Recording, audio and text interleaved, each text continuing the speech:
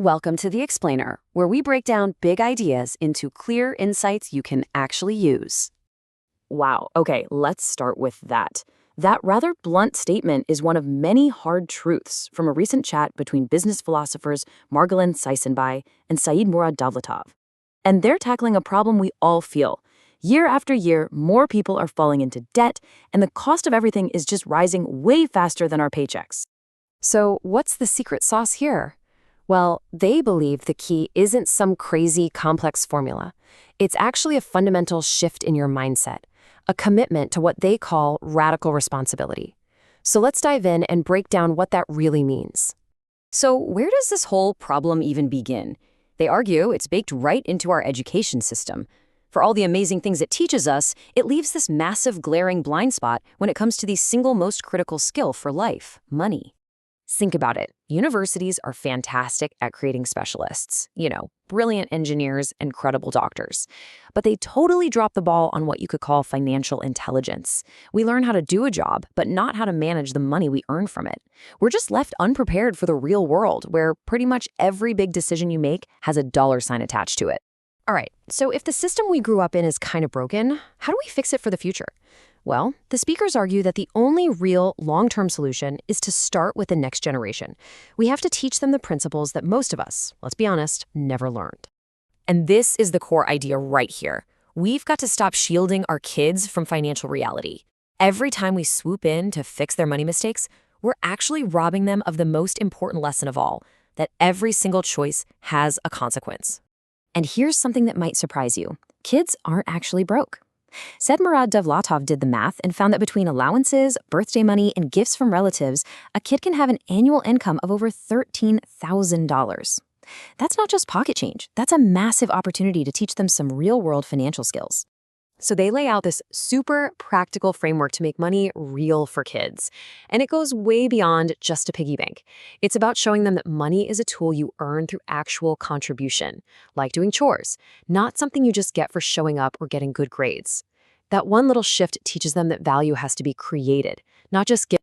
Okay, so that's the long game for our kids. But what about all of us adults who feel stuck right now?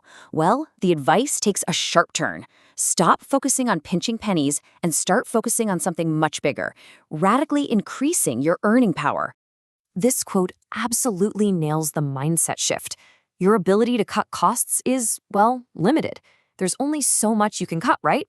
But your potential to increase what you earn, theoretically, that's unlimited. And that's where the real power is. And here's their roadmap for how to actually do that.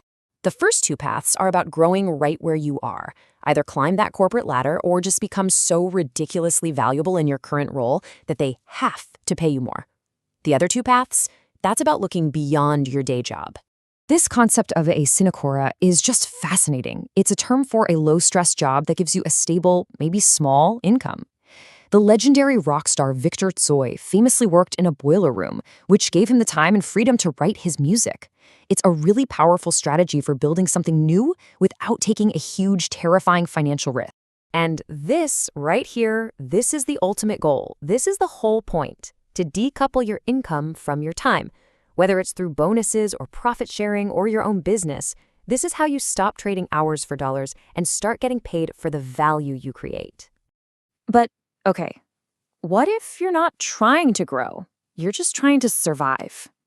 For anyone who's already in a really tough financial spot, the speakers have a guide for getting out of debt that's kind of counterintuitive, but incredibly powerful. It sounds so simple, doesn't it? But this is the most critical step. You have to stop digging. Stop looking for new loans, stop chasing those risky get-rich-quick schemes to solve your money problems. You just can't borrow your way out of a debt crisis. The very first step to get back on track is to stop pointing fingers. Because as long as you believe it's the economy's fault or your boss's fault or just bad luck, you've given away all your power to actually solve the problem. And this is where you take that power back. The exact moment you fully own the choices that got you here is the exact same moment you gain the authority to make new choices that will get you out. All right, now for the really hard part. Your instinct is to hide, right? To avoid the calls, to ignore the letters. They say you have to do the exact opposite. You have to walk towards your creditors and start talking. And here's the crazy reason why. Right now, nobody in the entire world wants you to get back on your feet more than the people you owe money to. They have a vested interest in your success.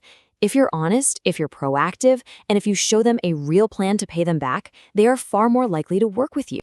And this idea of responsibility doesn't just stop with you. It applies to how you help other people too. Just giving cash handouts to family, it often does more harm than good. It can kill their motivation and create dependency. A much smarter way is to empower them with tools, like your knowledge or your connections, that force them to stay responsible for their own success. So after going through all this, how to build wealth, get out of debt, and even how to help others, it all comes down to one really powerful, unifying idea about what money truly is. Ultimately, their whole philosophy is that money isn't good or evil. It's just a metric. It's the clearest, most honest feedback loop you'll ever have. A good decision usually leads to a financial gain. A bad one leads to a loss. Just think of it like a scoreboard that tells you, with brutal honesty, how well you're playing the game. And that leads to this final crucial point. Financial freedom isn't about getting lucky. It's about playing the game of life with intention. It's about making your move before life is forced to make one for you. And this is the question that Margulan, Seisembai, and Saidmurod Davlatov leave us with. It's a challenge to stop just thinking about this stuff and to start doing something, to turn all this philosophy into immediate, personal action.